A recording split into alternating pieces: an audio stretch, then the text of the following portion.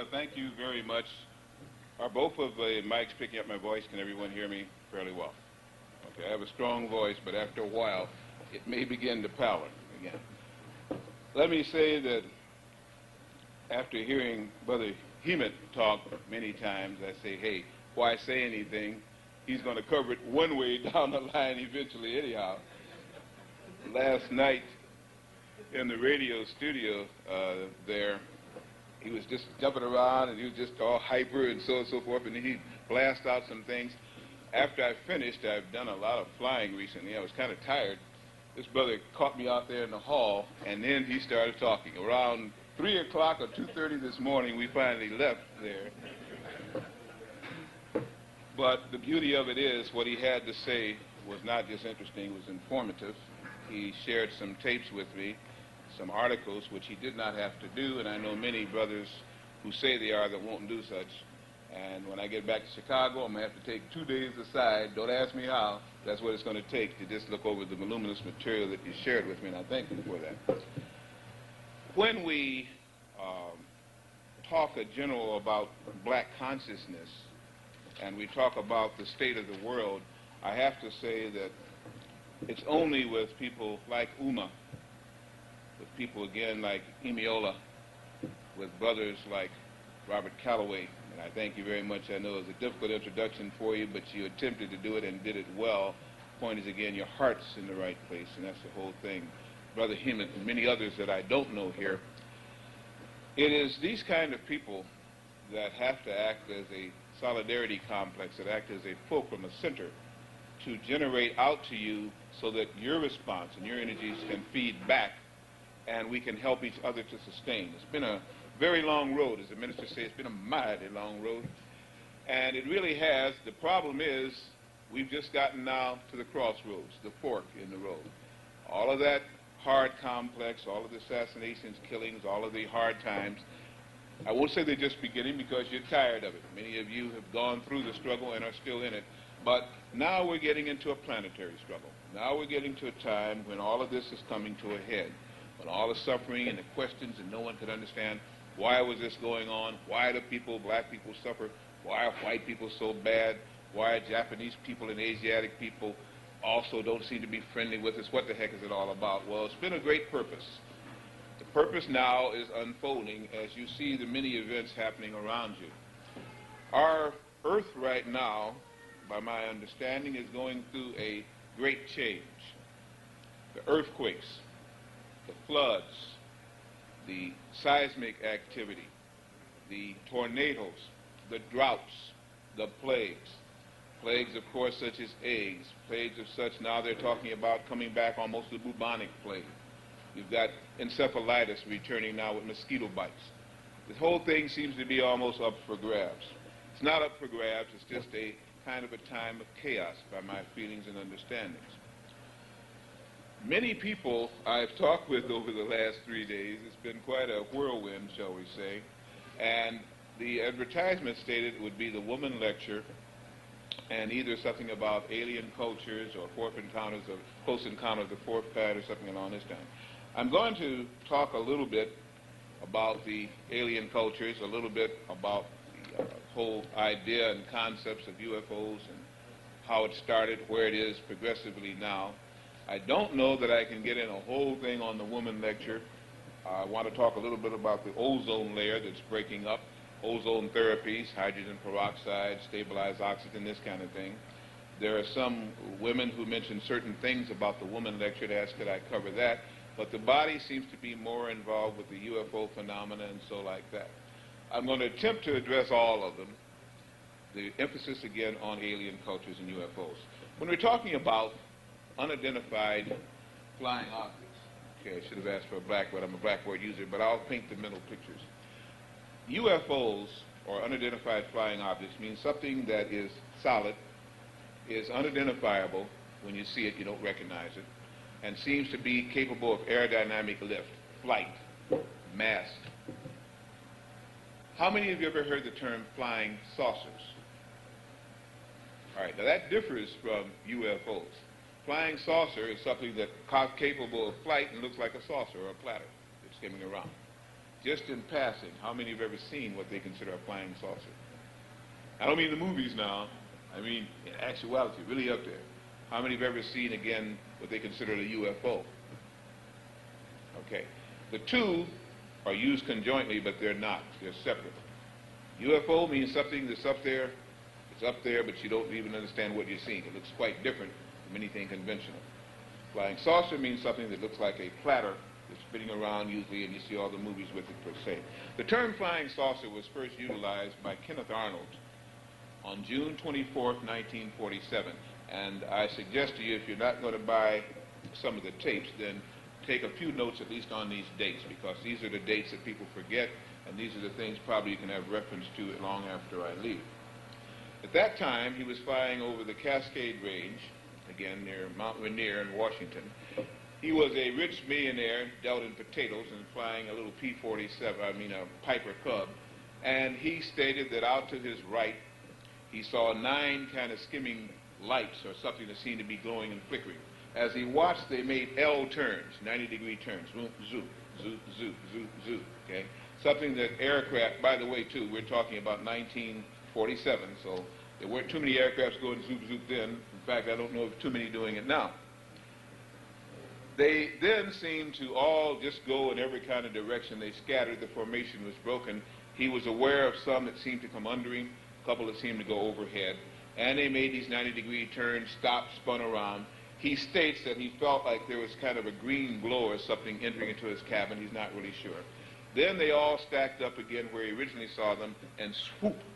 They went from horizon to horizon in less than 3.5 seconds. He landed, was kind of shook up, and because he was a millionaire, they listened to him. And they asked him, what did he see? Could he describe it? So the best thing he could describe, it looked as though somebody had taken a saucer that you set a teacup into, turn it upside down, and skim it, much like we get the little disc that swim around now and the kids play with. It's been asked again, well, why hasn't it ever been seen again by any kind of Air Force personnel, if you would, or somebody supposed to be trained in things that run, bump, and so in the sky? First of all, this is a picture Kenneth Arnold. These are quite old, that's why I have them embossed.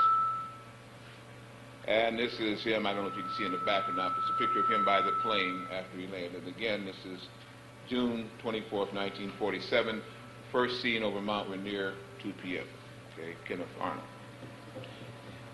He coined the phrase then flying saucer because that's what it looked like. Next question again is, well, why hasn't it ever been seen, as I say, by anybody that's trained and so on like that? We have what is called then the case of Captain Thomas Mantell. Captain Thomas Mantell's incident happened January 7th, 1948. And at that time, Captain Thomas Mantell was an Air Force ace during World War II. He shot down 5 different enemy planes, had not been shot down himself, and was a commander of a squadron that was ferrying material to Godman Air Force Base in Lexington, Kentucky. The key to remember on this little story is that as he and his flight came toward the base, the tower person contacted him by radio and stated not to land, but if any of his flight had to, because this guy had a souped-up model, being an Air Force ace, his plane had extra wing tanks, that he wanted him to try to find out, seek out a bogey that had been buzzing the base for over 45 minutes. Now that should be remembered. Contact was from the tower man to him. He asked for coordinates, what did it look like, so on and so forth. He said it seemed to have been kind of round, it reflected light or was glowing, they didn't know, but it was interfering with communications. They had already asked for some fighters to be sent up there, but they had not arrived yet. At any rate, at the Air Force tower man's direction, he went buzzing around. To bring this little story to an end, he finally says, I see it. It has been keeping itself between the sun and I, or near the sun, and I couldn't see it before. He says, it seems to be moving in darting angles. Well, he did not have radar on board. The radar was in the tower. So the radar man began to try to get him closer to this bogey, which actually turned out to be a UFO. The 3 last communications were from Captain Thomas Mantell that I see it, and it's accelerating at tremendous speed. I'm going to try and go up and catch it. Next one was, I have it in full view. It seems to be metallic. The last one was, there seems to be an open, my God, it's tremendous in size, it seems to be enlarged, and then that was it, something along that line, paraphrasing. The reports were that they had found Captain Thomas Mantell's plane broken into with no body inside. Another report was issued about 20 minutes later that they'd found the wreckage of his plane scattered over a 50-mile area and no one inside. The last one was that they had not found Captain Thomas Mantell, but that the plane had been striation marks or disintegrating marks throughout it. Now, obviously, all three did not happen. What is key is this. The Air Force stated that Captain Thomas Mantell had chased the planet Venus to his death. Now, you think about that. That was the official Air Force statement. Captain Thomas Mantell had chased the planet Venus to his death. Now, that means that anytime Venus is in the horizon, Air Force tower persons tell crack ace who'd been dodging guys trying to shoot him down during World War II to chase it. And being a crack ace, he chases Venus. And Venus makes 90-degree turns. Venus is chased for 20 minutes, and Venus has been hovering around the field for 40 minutes. And it means anytime Venus is on the horizon, you better watch out because you might have Air Force planes crashing down on you chasing Venus.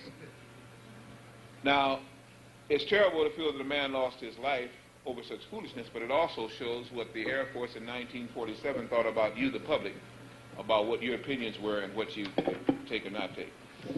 First man killed in a saucer incident, Captain Thomas Mantell. First man killed in a saucer incident, Captain Thomas Mantell. Another question that's sometimes asked is, well, why is it that they have never really landed so people could see them? For instance, why didn't they come over the White House? Why didn't they land on the Pentagon? Why didn't they come to places where everyone that could really see them would see them and the press would be out and so on and so forth? Answer to that is they have. The first time that they came over the White House of the United States was July 19th, 1952. Write the date down because a lot of people don't know about that. July 19th, 1952, when they came over the White House of the United States. Their first approach was at 11:40 at night, 11:40, 20 minutes to 12 at night, and they dispersed the 142nd Fighter Interceptor Group to get them. 142nd Fighter Interceptor Group. What happened was, and this is pretty much the story, might deviate a little bit, but the best of my recollection and the rest of my understanding, this is what it is. When they first came over, nobody flies over the White House. Non-commercial flights over the White House meet with death, arrest, and imprisonment for life, or else, whatever else they can throw at you. So they scrambled across the Potomac, a black. Now, I didn't say black in color, meaning black people. I think it's a little bit too loud there, brother. It's kind of getting the feedback on it. It was pretty good, I think, before. When they scrambled these jets, again, this was a pursuit squadron that was capable of Mach 2 flight at that time. It means it could go in excess of 1,450 miles an hour at that time. They came over the White House at that time. When this pursuit squadron got there, on the radar that they had, all of these UFOs, 16 of them, vanished from the radar screens. They also vanished from sight because when they looked around, they didn't see them. They went back after 7 minutes because they were burning up fuel at a fast rate. As soon as they left, boop, 16 UFOs again over the White House. Boop, they returned. Boop, they vanished. And then again, you know, whoop, there it is. There they were. Okay. So after some 9 times of going on with that one, they said, forget it. You know that's not what they said, but they said, forget it. What's going on? Then they came over and stayed for some 42 minutes over the White House, United States, non-interference because there's nothing they can do about it anyway. Now that would be kind of frightening to tell the people, the citizens, that your president, whether he was there or not, I'm sure after they came over there, if he was there, he wasn't, okay, on the ground, hide. But whatever, if it meant that they couldn't defend successfully the White House, what did this mean about other things? So therefore, it got squelched. But there was a whole report on it. It's called The Day the Saucers Visited Washington, July 19th, 1952. The day UFOs, flying saucers, because these were around, came over the White House of the United States. Shows a picture of the Air Force wing commander that was scrambled there. Gave press interviews. Most of the press interviews were hush-hush. And you can begin to see we're talking about ancient times, way back in the 40s, that they did this. Not will they do it now, they did it back then. There's nothing new about them at all. The point is new is you read the press and believe it, and in most cases you do not get the correct information because they feel you don't deserve it, can't use it, and it'll be detrimental to the security and defense of the United States and defense of the Constitution and other such rhetoric. The point is they didn't want you to know because they were shook up. They couldn't do anything about it, and they didn't want you to know that they were that defenseless. Another question is sometimes asked, well, why haven't common citizens then seen? Why is it all these people reported, none of them take pictures, no kind of proof? Plenty of proof. Again, you just don't get the proof. What I have is just a small menagerie, very little. If you really want, we can get into heavy kind of things about it. It's been seen, or they have been seen all over the world. They have been seen similarly in times before Christ. They've been seen before the start of the Egyptian and Greek empires. They've been seen again in even what they call the times of the lost continents, whether you believe it or not. They're not new at all. We're new in consciousness to their being and what they're about and so on and so forth. Here's a picture again. You won't be able to see that from here, but I'll put some of these out again, and please don't let them walk on the break where you can look at some of these disc-shaped things, some of the pictures close up. But anyway, there's one taken over Germany, one taken over Italy and Sicily in '54, and that's it. These men are running to a bridge here, looking up at this little disc over here in Italy, and the other one is one that was seen in Germany. They both look somewhat alike, only this one seems to be glowing, seems to be luminous. On the back is one that was taken again in New Jersey in July of '52, and what's good about the one I'm going to show you next is that it shows coordinates, it shows reference points. You can begin to take the texture, the solidity of something, and then analyze it and see whether or not it's fake. This shows the corner of a house, it'll show you some trees, it'll show you a telephone pole, and then the picture above it is a blow-up of it. This again was taken in New Jersey in '52. See the corner of the house, you can see all the references and things that were there. And then the top picture there is simply a blow-up of that particular photograph. One of the good ones because it can be analyzed. All of the pictures you're seeing now have been analyzed. They're said to be none-faked. That's all they say about it. It's not a fakery. Next one I'm going to show you was taken over Oregon, if you will. The year was 52. And also there's one on the back of that. Well, I don't like the particular one back there, but it shows an industrial site. I don't like to go up in that. I'm going to show you the one on Oregon again in '52. It's called the Trent pictures, the famous Paul Trent pictures. Same kind of thing. You get reference points, and you see some kind of an object that's there.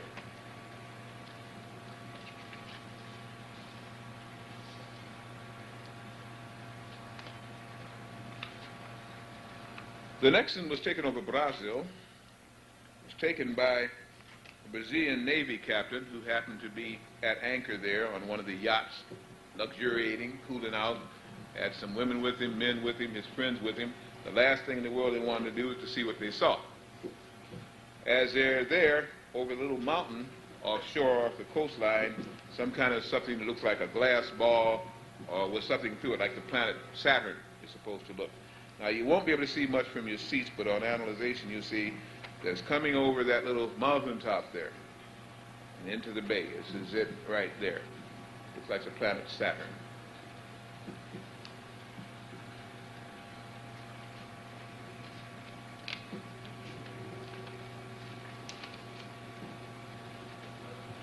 Another picture was taken over France in 1967. It shows something that would be kind of difficult to see, but them even seems to have like a 3-ball landing gear or something again sticking out from the sides. And then there's a blow-up of it, but you can't see it too well. But at any rate, on identification here, you'll be able to see it a little bit better. I'm just showing you that these pictures are taken various years, various times around our planet. And answer to the question, why aren't there any pictures? As I stated before, I don't have a tenth or 100th of the pictures that have been taken of UFOs.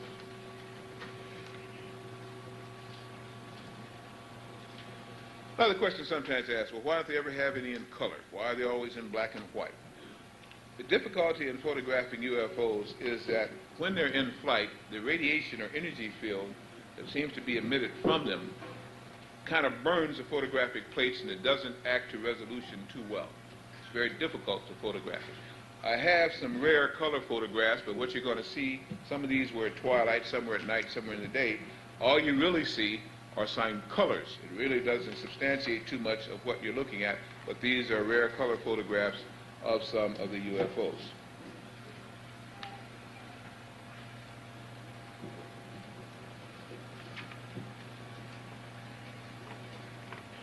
Next I'm going to show you was taken by a sheriff, again on the highway in Minnesota. It was taken October 21st, 1965, and all you really see, well, there's two. One, again, the first one, again, was taken over Sonora Desert. I'll take that back. All you can really see is like an elongated thing, like a cigar shape that seems to be glowing. The other one is like a disc shape or saucer shape taken by this sheriff in Minnesota. That's the one on the bottom.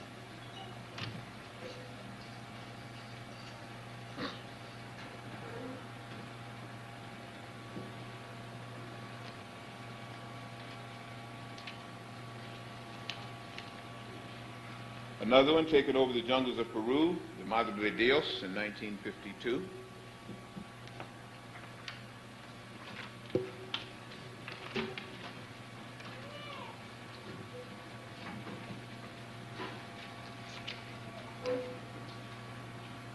Another taken in South America over Rio de Janeiro, May 7th, 1952.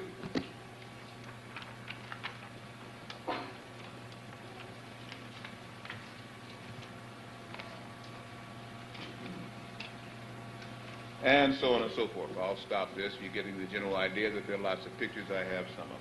Okay. Another thing that is interesting that I want to ask you, of course, to help me if you can. There's a very close picture that I have of the UFO here, but it has some strange alien markings on it. Now, so far, nobody's been able to determine what those markings are. Of course, you understand that the United States government has stated that there is